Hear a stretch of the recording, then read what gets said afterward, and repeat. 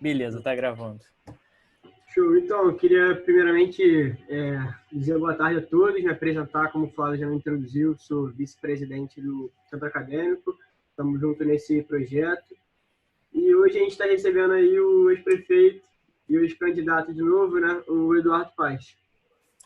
Bem, antes de começarmos, eu gostaria de agradecer imensamente, primeiramente ao Eduardo, candidato, por ter aceito o nosso convite e também agradecer imensamente a ajuda e o apoio da Escola de Administração da FGV e da Escola de Direito, que nas sabatinas que o Centro Acadêmico de Economia promoveu, cederam gentilmente a licença do Zoom para a gente participar. Professor Tiago Bottino, aí, representante da Escola de Direito hoje, mas também não posso esquecer de mencionar a Darline e os professores Bernardo Fajardo e Carla Soares, sempre auxiliar o Centro Acadêmico de Economia, mesmo que a gente não represente o curso, né, de administração nem de direito, eles, de vez em quando, eles nos adotam, né, nos eventos e garantem toda a estrutura necessária para a realização de eventos como esse. Então, a gente gostaria de ressaltar também que a gente preparou umas perguntas e a gente não vai dar muito um critério de tempo para o Eduardo responder, mas a gente sugere que seja em torno de uns 2, 3 minutos cada pergunta para ele poder conseguir responder todas. Beleza. Então, Eduardo, eu queria que você se apresentasse aí brevemente e dizendo por que você acha que deve ser o prefeito da cidade nos próximos 4 anos. Bom, primeiro, boa tarde aí a todos, prazer enorme, obrigado pelo convite. Enfim, novas tecnologias sendo usadas durante o processo eleitoral. Não reparem na minha cor aqui queimado, mas eu passei minha tarde caminhando pela Zona Oeste, só consegui parar agora.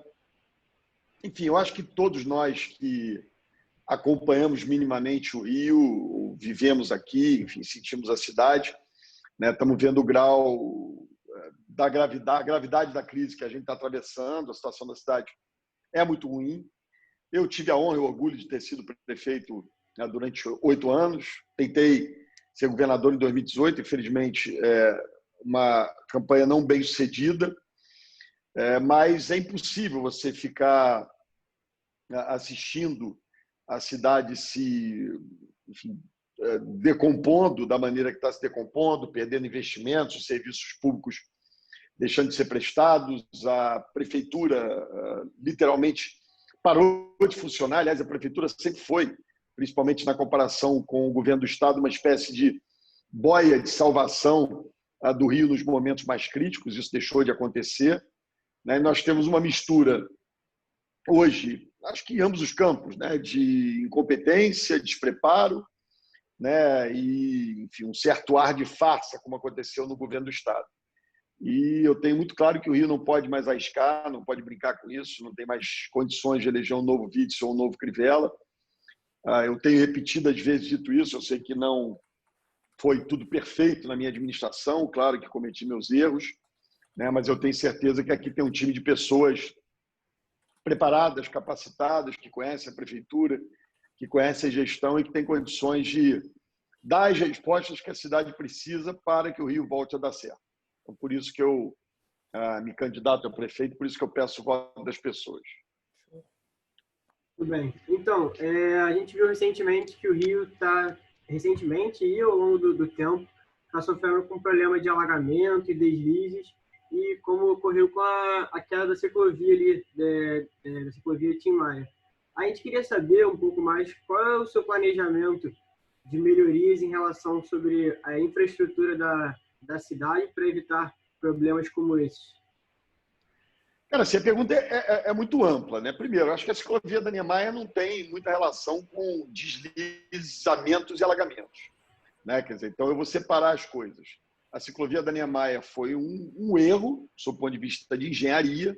Claro que a responsabilidade política é minha, eu era o prefeito, né? Mas você teve ali um problema de projeto, claramente, né? Enfim, ao se colocar uma ciclovia com aquelas características entre o mar que tem ressaca e a montanha que desliza, obviamente, enfim, teria que ter se pensado num projeto mais robusto, levando em consideração esses aspectos, e, obviamente, isso não foi levado em consideração. Então, ali é um erro de engenharia com a minha responsabilidade política, afinal de contas, eu era o prefeito. Infelizmente, 2 vidas foram perdidas, que é o mais grave, porque é algo que não se recupera.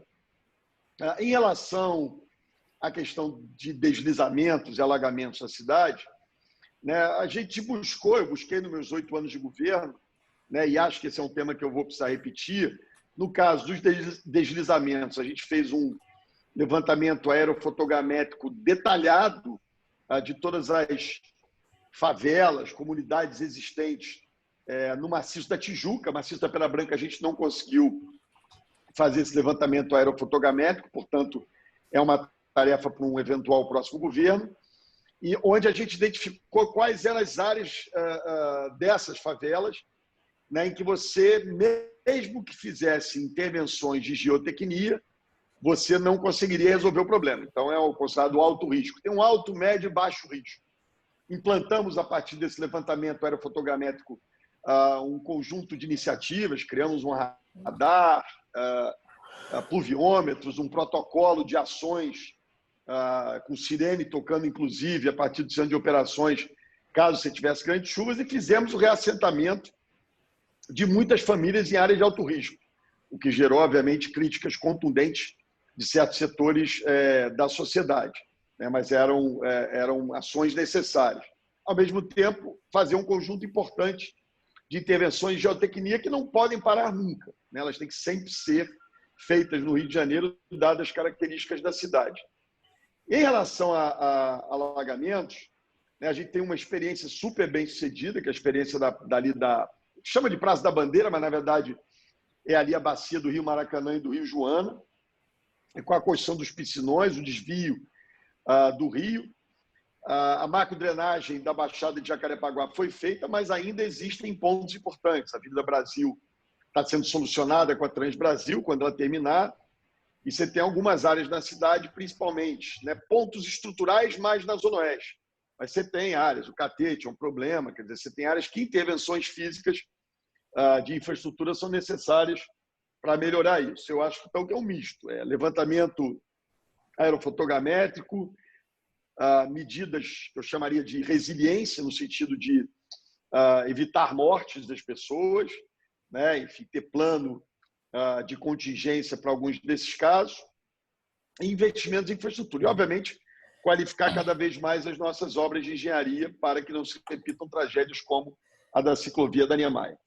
Eduardo, aproveitando esse gancho aí das obras de infraestrutura, não posso deixar de falar do elevado perimetral, que durante seu governo você demoliu para construir, fazer aquela revitalização, né, do porto. E durante, né, esse projeto então, de demolição, ocorreu um episódio infeliz, que foi o sumiço, né, de uma parte das vigas da perimetral. Queria perguntar para você, afinal, onde é que estão as vigas da perimetral? É uma boa pergunta, porque essa aí virou até marchinha de carnaval, né? Enfim, na verdade, isso é uma coisa que eu passei até nessa eleição a endereçar de maneira mais séria. Eu confesso que eu levava isso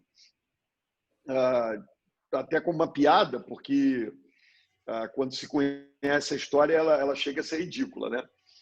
Primeiro, você tinha na perimetral 1.000 vigas, né? E as primeiras vigas retiradas, as primeiras 5 vigas de 1.000 vigas, ficaram sob responsabilidade da concessionária do Porto Maravilha. O Porto Maravilha é uma PPP, que levou para um terreno no Caju. E, inacreditavelmente, essas vigas foram roubadas, né? Então, essas vigas não valiam, primeiro, não estavam sob a guarda da prefeitura, elas não valiam esses milhões todas, foram só 5 de 1.000, elas valiam 60 mil reais, e a prefeitura foi indenizada por isso, né? Então, não houve qualquer prejuízo aos cofres públicos, não foi responsabilidade da prefeitura, mas é óbvio que é um prato cheio para fazer marchinha de carnaval, piada e me atacar politicamente, né? Eu busco permanentemente explicar isso. Eu não sei onde estão as vigas. Luiz, vou só passar a palavra para o professor Tiago, pediu aqui no chat para fazer uma pergunta. Eduardo, fala um pouquinho para a gente como é que você pensa em usar tecnologia, que usos de tecnologia você vê que podem ser úteis e importantes na gestão da prefeitura? Tiago, assim, vocês vão ver que eu sempre vou fazer referência, obviamente, ao período que eu tive na prefeitura, né? Mas, em determinado momento, o Rio foi vanguarda quando se criou o Centro de Operações Rio, que, na verdade, era um espaço onde se utilizava muita tecnologia para o manejo da cidade. Né? Pra você ter uma ideia, a primeira cidade parceira do Waze, enfim, nas medidas de mobilidade no mundo inteiro, foi a cidade do Rio de Janeiro. Né? Naquela época, o Waze ainda era uma novidade. Estou falando ali, o Centro de Operações foi inaugurado em 2010. Eu acredito que nessa questão do manejo da cidade, a partir do Centro de Operações, as tecnologias são muito importantes. Acredito que no desafio do diálogo entre a população e o poder público, as ferramentas de tecnologia também são importantes. Né? Você tem, até numa palestra que eu dei no Google Zeitgeist há uns, 4, 5 anos atrás, eu falava sobre isso, chamava de poligigitocracia, né? Quase utilizar-se das tecnologias ou das redes sociais como uma espécie de ágora, né? Da democracia direta. Você pode fazer mais participação da população no processo de tomada de decisões, ou seja, há uma possibilidade de maior interação entre poder público e cidadãos nos utilizando de tecnologia. E acho que cada vez mais você tem possibilidade, inclusive, de usar para superar determinados desafios sociais, inclusive, que o Brasil enfrenta. A telemedicina se consolidou agora, e a gente tem que ver que essa pandemia ajudou nisso. O ensino à distância se consolidou agora como mecanismo possível. A gente tem que superar esse gap da rede pública para a rede privada. Né? Os filhos da rede pública não tiveram nenhum tipo de ensino à distância esse ano por ausência de meios para tal. Né? Então, eu busquei já transformar o Rio num laboratório dessas grandes empresas de tecnologia. Aliás, você tem iniciativas, inclusive, interessantes. O próprio Google tem uma espécie de startup totalmente ligada à cidade, chama Sidewalk Labs. Assim, tem uma série de instrumentos, mecanismos que podem ser utilizados. E nós vamos fazer isso na prefeitura, buscar minimizar custos, resolver problemas de maneira mais ágil. Enfim, é uma série de meios para se utilizar isso bastante. Show. Luiz, precisa. Então, agora, tratando de outro assunto, a gente queria saber o que o senhor pensa a respeito da concessão da linha amarela e se você pretende tomar alguma atitude quanto a esse problema em seu mandato. Olha só, vamos lá, a concessão é uma boa, né?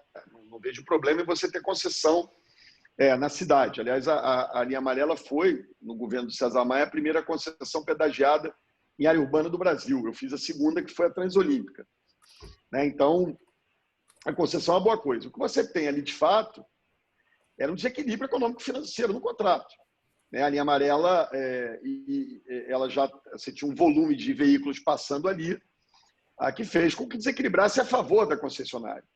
Essa discussão começou em 2015 comigo, tanto que nos anos 2015 e 2016 eu já não pratiquei os reajustes contratualmente devidos à linha amarela, né? Parti para uma disputa inicialmente administrativa, né? Enfim, num debate administrativo tentando mostrar que era absurdo o valor que estava sendo cobrado, né? E que as regras de reajuste não poderiam ser implementadas sob pena de excesso de ganho para a concessionária.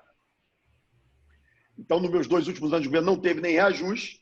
Depois, o Crivella fez os reajustes, inclusive aqueles que eu não tinha feito, e o valor ficou, de fato, exorbitante. Então, eu acho que dá para se repactuar, sim, o valor do pedágio. Não só a favor da encampação, acho equivocado. Né? Enfim, primeiro, não se sabe que custo vai ser esse. Depois, a prefeitura não tem recurso para isso. Depois, a via acaba sendo mal mantida.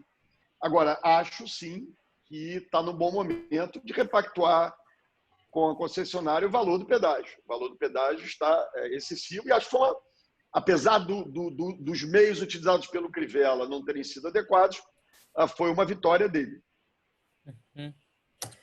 Tranquilo. Eu não faria igual não, tá certo? Mas, enfim, não deixa de ser uma vitória. Eu tava até lendo no Globo hoje a discussão disso, né? Que o problema é a insegurança jurídica, né? Em relação a novos investimentos, que iniciativa privada fica com medo, né? Ô, Flávio, se tudo que o prefeito não gostasse, ele resolvesse quebrar numa cidade, era uma maravilha, né? Quer dizer, então, uma maravilha no sentido oposto, né? Quer dizer, então não dá. Você tem uma série de meios, procedimentos, contratos de concessão, de PPPs, eles preveem, aqui tem gente que entende muito mais do que eu sobre isso, mas eu sou só bacharel em direito, mas, enfim, tem aí cláusulas de desequilíbrio econômico financeiro, enfim, que podem muitas vezes pender a favor da concessionária, mas outras vezes pender a favor do poder público. Então, existem mecanismos legais previstos em contrato para esse tipo de discussão, que era o que eu tinha buscado fazer, né? Talvez eles sejam menos espalhafatosos, politicamente não tão rentáveis, vamos usar essa expressão, mas que são mecanismos que dentro da lei que podem trazer e fazer com que o ambiente de negócios não se deteriore a ponto de você ter as pessoas com medo de investir na sua cidade. Uhum. Bem, mudando um pouco agora de assunto, vamos para a educação. A educação no município, ela esse ano não atingiu a meta desejada, na verdade, esse ano não, no IDEB do ano passado, né? Ela não atingiu a meta assim, desejada que nós, cidadãos, gostaríamos, e ela praticamente ficou estagnada. Eu queria saber qual vai ser a sua proposta para enfrentar esse problema.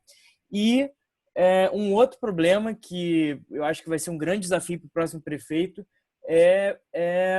de certa forma, coordenar o retorno às aulas na rede pública.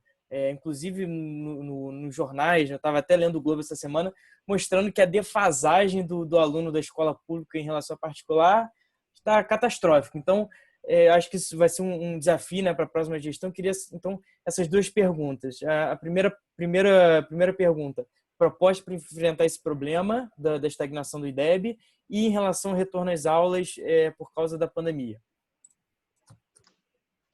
Bom, vamos lá. No meu programa de governo, a gente tem lá as medidas, né, tradicionais de todo o período da administração e tem algumas medidas que a gente chama de medidas de 100 dias, enfim, dadas as condições que se encontra o município hoje. Então, vou começar pela pandemia, né? Porque a gente tem, eu falei aqui, quando falei um pouco de tecnologia, você tem um desafio de não aumentar esse fosso social, essa distância entre a escola privada e a escola pública, né? E a verdade é que o filho da escola privada passou o ano tendo aula, né? Estou aqui o pai de 2 filhos de escola particular que tiveram ensino remoto durante todo o período da pandemia e começam a voltar já às aulas. A escola pública não teve isso. Então, nós temos o desafio de ter uma coisa do retorno prático às aulas. É óbvio que a gente espera que o ambiente já no próximo ano esteja melhor, né? A vacina, pelo jeito, estava chegando, mas não sei se agora vai chegar tão rápido pelas posturas do presidente hoje. Eu não sei se isso de fato acontece, mas você tem uma volta quase à normalidade, né? Mas você vai ter que fazer 2 anos em um, não tem jeito, né? E isso se faz, primeiro, conectando todas as crianças da rede municipal de ensino, não tem mais essa de laboratório de informática, enfim, né? De 1 horinha de aula de computação por semana, vai ter que ter, todo mundo vai ter que estar conectado, vai ter que receber um tablet, um computador, um livro, enfim, o que seja com melhor custo-benefício. Vamos ter que fazer muito reforço escolar, né, e buscar esticar ainda mais a corda no turno único para que você tenha mais horas aula para cada criança. Então, um desafio monstruoso. Nos meus 100 dias do meu programa de 100 dias de governo, tem lá um conjunto de iniciativas, mas isso vai demandar, e aí a principal destaque é esse: você preparar essa volta às aulas e a recuperação, permitir 2 anos em um. Em relação ao IDEB, algumas medidas também que eu vou citar aqui. Voltar à Prova Rio. A Prova Rio foi algo que nós introduzimos, que era nos anos em que você não tinha o IDEB, a gente fazia uma prova para avaliação da rede municipal. Por incrível que pareça, isso não acontecia até o meu primeiro mandato. Isso foi extinto no governo do Crivella, né? Nós vamos forçar a mão com reforço escolar, né, para que a gente possa avançar no nosso IDEB. Aumentar em pelo menos mais 100 mil crianças. Nós estamos falando de uma rede que é a maior da América Latina, são 650 mil crianças.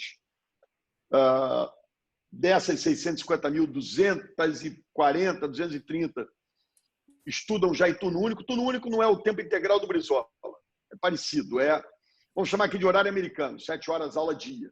Né? Enfim, você tem mais aula de português, mais aula de matemática, mais aula de ciências, mais tempo da criança em sala de aula. E a gente pretende incluir mais 100 mil crianças nesse turno único. Né? São todas medidas que vão permitir que a qualidade do ensino melhore e, por consequência, a gente possa se aproximar, atingir ou até superar as metas do IDEB.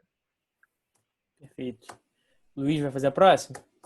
Bem, então, a gente separou aqui umas outras perguntas que não sabia se dá tempo, mas... Então, mudando de Você mandou responder em 2 minutos, eu estou vapt-vupt. Não, tá bom, então. Tá certo. Aí a gente queria saber quais são os seus projetos para conter o crescimento desorganizado da cidade, a consequente degradação ambiental e, no caso não é uma pergunta não, mas são 3. E se existe um projeto em relação à recuperação dos sistemas lagunares da cidade? Olha só, a ocupação desordenada da cidade se faz com a aplicação das regras, um mínimo de ordem. Né? Quer dizer, a gente não pode achar que, justificado pelos problemas sociais que existem, pela falta de habitação que existe, você pode ser permissivo com ocupação irregular. Né? Até porque boa parte dessas ocupações utilizam-se dos problemas sociais para que agentes outros, né, em alguns casos até milicianos, construam, enfim, prédios. Né? Não estou nem querendo ir para Muzema, você passar ali na Maré hoje. Aliás, em frente àquelas escolas que eu fiz na Maré, né, outro dia eu estive lá, estão os caras construindo sapatas para começar a subir casa. Não é pobre que faz sapata de concreto do dia para a noite. Então, precisa de autoridade na cidade. Né? Precisa fazer valer a ordem. Em paralelo, você tem que ter programas sociais. E você tem, desde o governo do Lula, depois o governo da Dilma e o governo Bolsonaro continua, o Michel Temer também continuou, que é um programa habitacional grande no Brasil, que é o Minha Casa Minha Vida. Né? Que pode ter um ativismo grande da prefeitura no sentido de produção habitacional grande na cidade. Então, controle da legalidade, ações...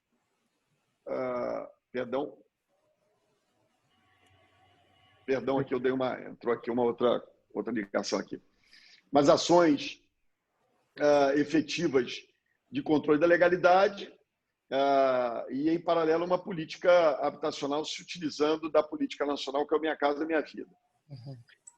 Óbvio que, como você disse, isso, além de todos os prejuízos, traz um conjunto de danos ambientais, e aí é necessário proteger as áreas verdes da cidade,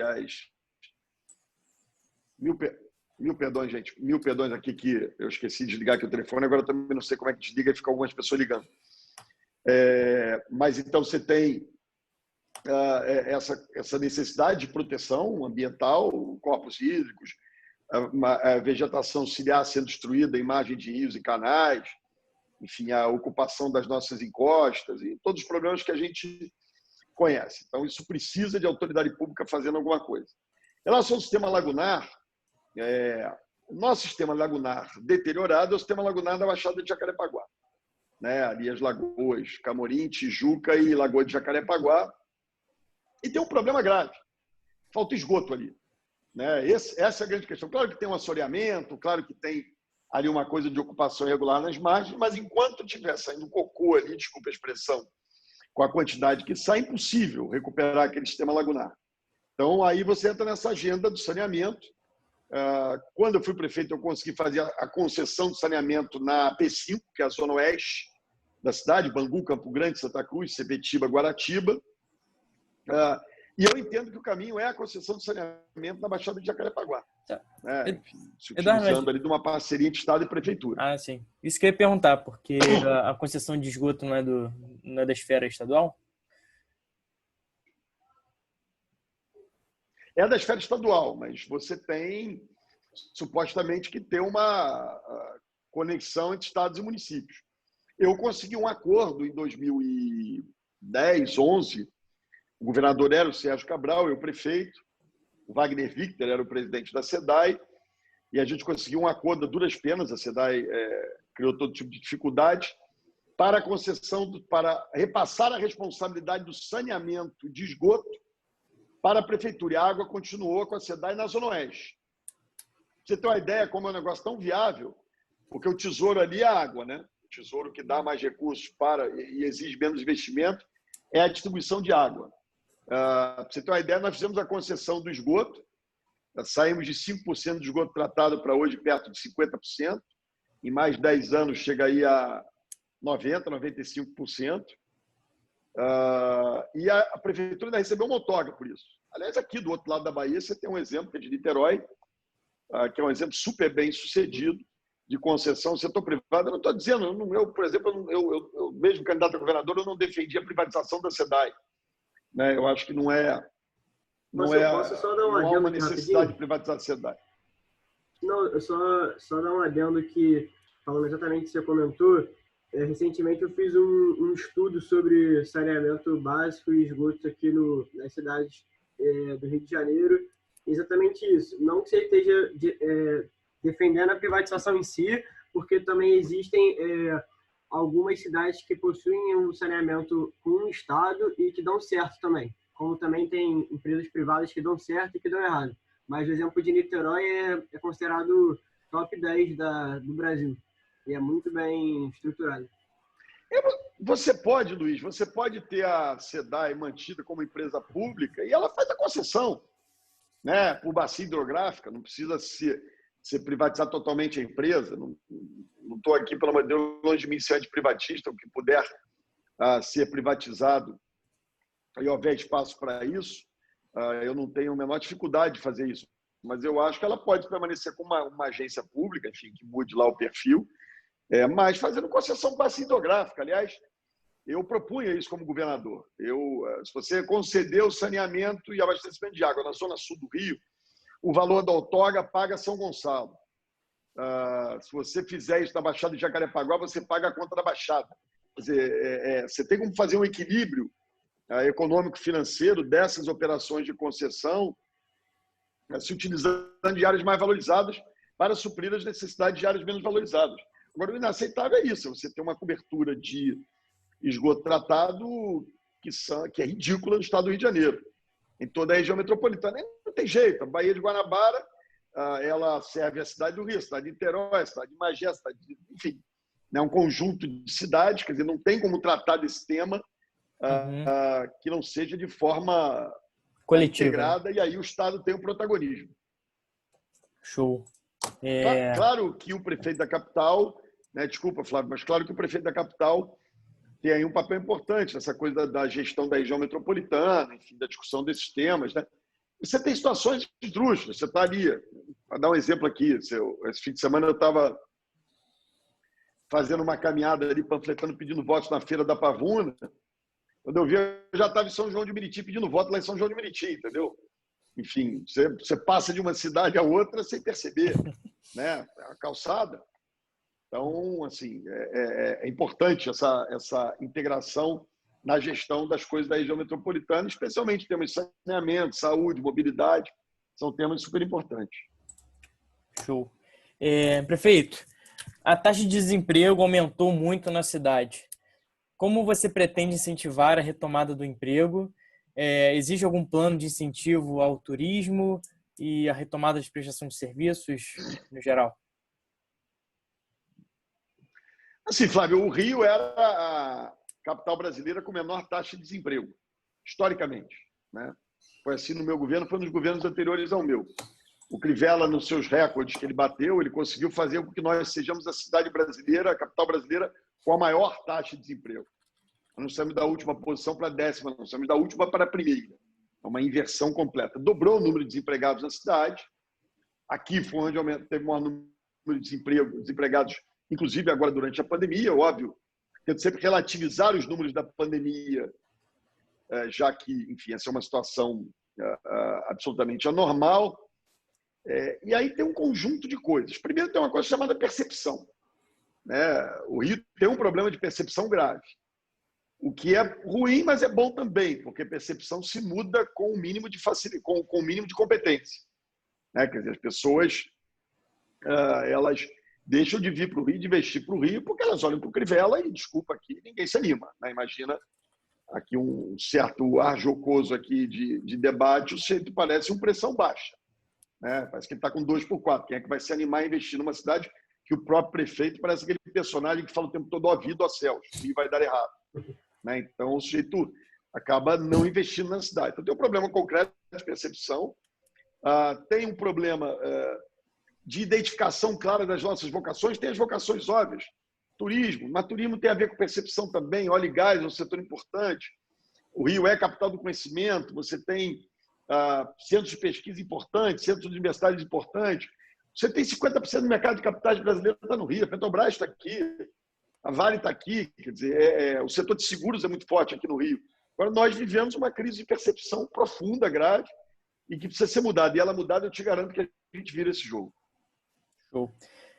Eduardo, vou fazer então caminhar aqui para a última pergunta, até porque seus assessores me informaram que sua agenda hoje está cheia, então quero agradecer mais uma vez a disponibilidade. Prancheta.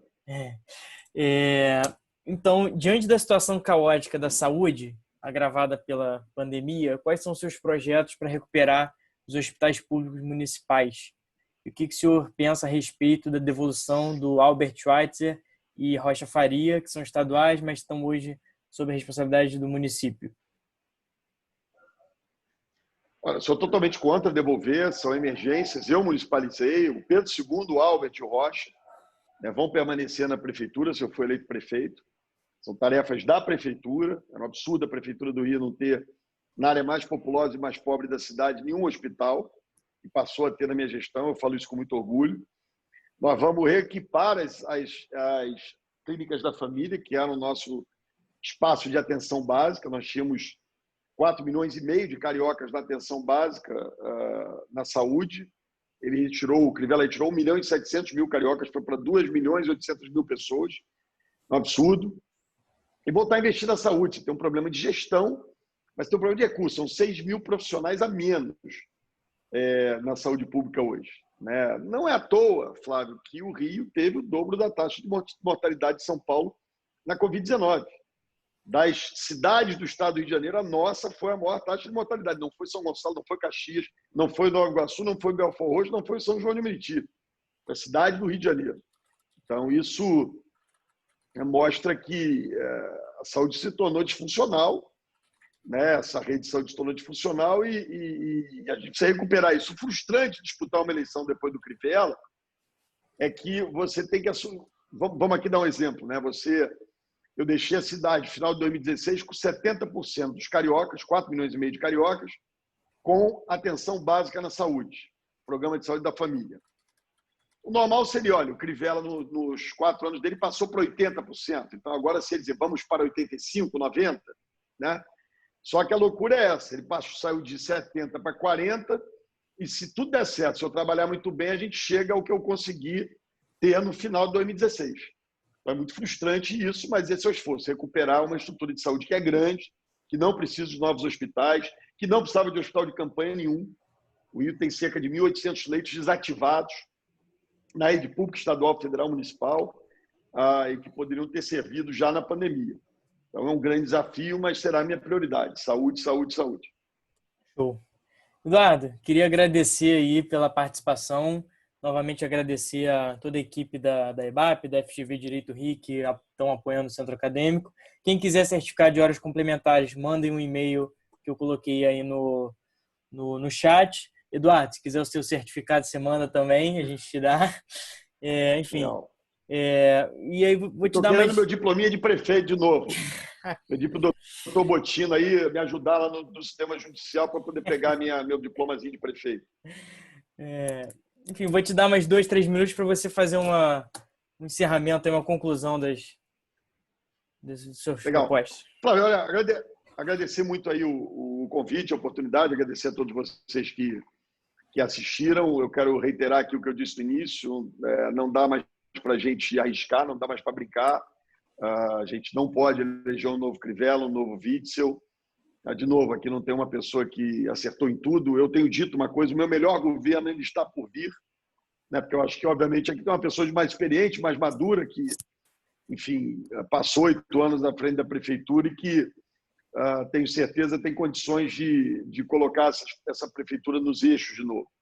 Então, óbvio que eu não posso deixar de aproveitar a oportunidade para pedir o voto de todos vocês. Não vamos inventar moda, né? Enfim, não vamos querer aqui achar que controlamos o processo eleitoral.